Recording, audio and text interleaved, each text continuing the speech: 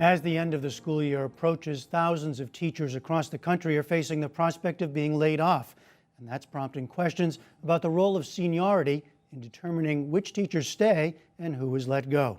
NewsHour special correspondent John Tolenko reports from Hartford, Connecticut. Okay, Lucinda, you gotta take it piece by piece, remember? Last summer, when Elena Ritchie was looking for a teaching job in Hartford, Connecticut, she got a call from Principal Gerald Martin, inviting her to an interview late on a Friday afternoon. I needed a fifth grade teacher, and I was kind of pressed for it. She said, well, I can come Monday. And I said, okay, Monday. And she said, you know what, I can come today. What spot? She was hired, and she hasn't disappointed. What number's in it? She had, on the first round of testing, the highest number of increases of anyone in grades 3, 4, and 5. But recently, budget cuts forced Martin to eliminate 2 positions, and he knew right away who'd have to go. I'm saying, oh my God, I just hired her. I finally got someone, you know, who's really working out really well. And yet she's the one who has to go. She has to go, and that kind of breaks my professional heart. What are you going to be doing? Martin has no choice, because in Hartford, as in most places, layoffs are based entirely on seniority.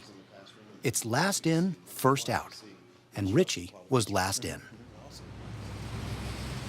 But now, with yet another round of teacher layoffs coming in Hartford and across the country, opposition to seniority is growing.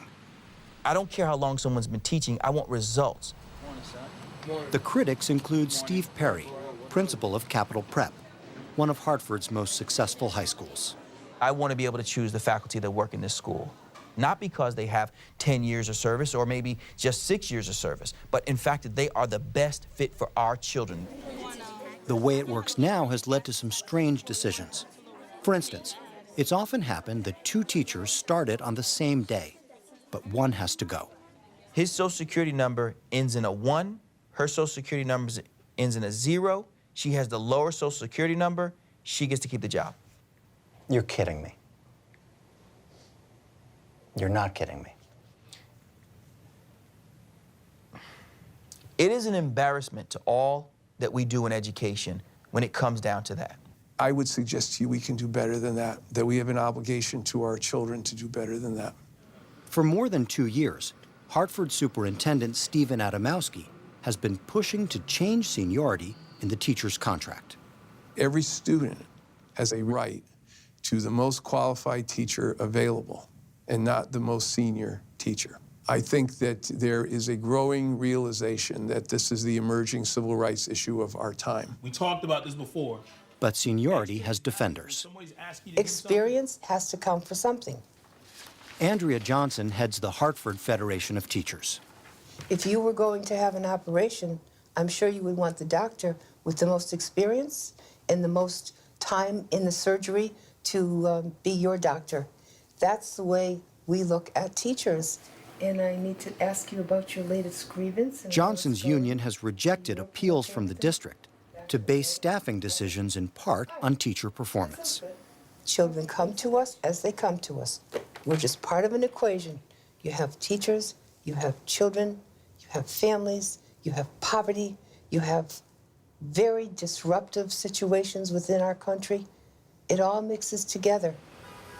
When the result is failure, Hartford has moved aggressively to close those low-performing schools.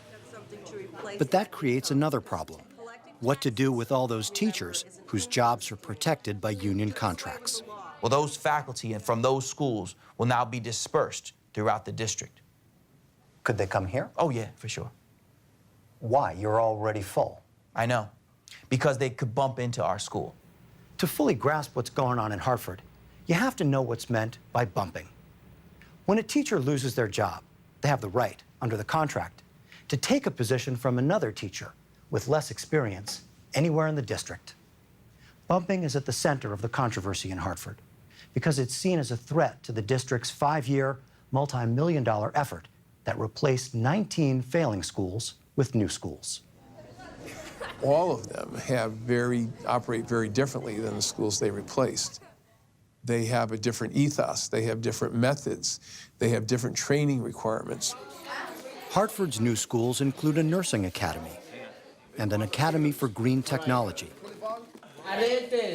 They're schools for language studies and for finance and insurance. And in all these places, excess teachers could bump their way in. They don't even want to be there in the first place because they don't agree with the ethos. They're not trained. The school just takes a step backwards. I moved from Hartford Public High School Extrapolate, tell me to more. a school with a theme of technology, and I was quite successful there. It wasn't disruptive at all. Gary Lautrec has taught English in Hartford for 22 years and sees no problem with bumping. I've seen people bumped in. I haven't seen anything but people working hard to become part of the school, and they do. Did you just doing a rough draft here? But the Hartford School District hasn't seen it that way, and 2 years ago asked the state to intervene in the teacher's contract, to change bumping and give principals more power to make staffing decisions on their own. Do you trust principals to stick to education reasons? No, and that's where seniority comes in. There has to be something that's fair for everybody, and I feel that that is the one.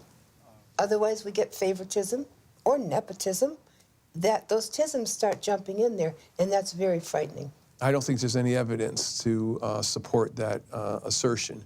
If I'm a principal, I have to think twice about hiring someone I like versus someone that has a track record of raising results, because ultimately I will suffer for that kind of behavior. Teachers also worry that without seniority, firing decisions could be influenced by money. Veteran teachers cost more. I make more money than a person who's been working only 5 years in the system, and I wouldn't want to lose my job because of that. The financial pressures are real. Hartford is looking for ways to close a $17 million budget shortfall, and it's already let go of 150 teachers in the last 3 years. Those layoffs were based on seniority, and plenty of teachers were bumped.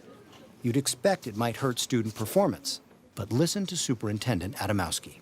We've had 3 consecutive years of the highest gains of any school district in Connecticut. We're the most improved city in the state.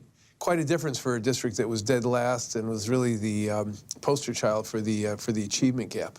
Well, how come you were able to make such big strides in achievement while all this bumping was going on? Well, we're struggling with this, okay? And I don't want to say that, it's impossible to make strides in achievement. But the point is that this is destabilizing for the schools. But the state, which had been asked to intervene in the teacher's contract, didn't think so. Recently, an arbitration panel found no evidence of harm and left bumping and seniority in place. I don't believe seniority is a problem. But, unfortunately, folks don't like to talk about anything but, let's just talk about that teacher, because somebody's got to be to blame. This seniority issue will be determined in a different venue. There's also a legislative solution here. It will change. It's a question of when in every state. In the last year, several states passed laws to get rid of last in, first out, and other seniority provisions in teachers' contracts. Superintendent Adamowski is hoping Connecticut's legislature will follow suit.